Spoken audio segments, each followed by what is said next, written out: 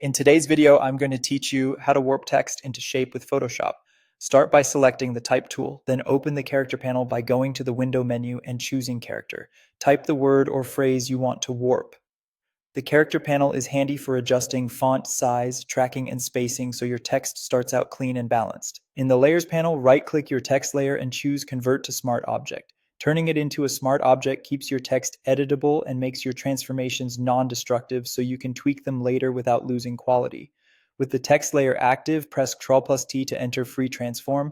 Rotate and scale your text as needed. If you want to keep proportions consistent while scaling, hold Shift as you drag a corner handle. Once you've positioned it roughly where you want it, keep the transform active, hold the Shift button, right-click inside the bounding box, and choose Warp. You'll see a warp grid and handles.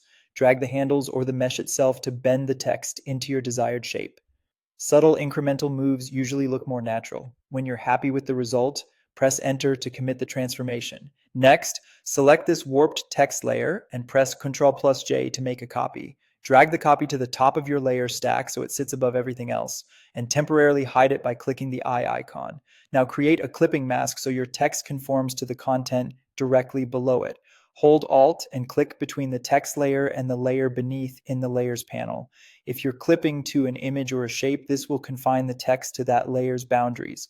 Turn the hidden top text layer back on, add a layer mask to this layer, click on the mask thumbnail, and press Ctrl+I to invert it. Inverting hides the entire layer for now, which sets you up for a clean, controlled reveal. Choose the brush tool. Set the hardness to 100% for crisp edges, then adjust the brush size to match the details you want to reveal. Make sure your foreground color is white because on a mask, painting with white reveals while black conceals. Begin brushing over the areas where you want the warped text to appear.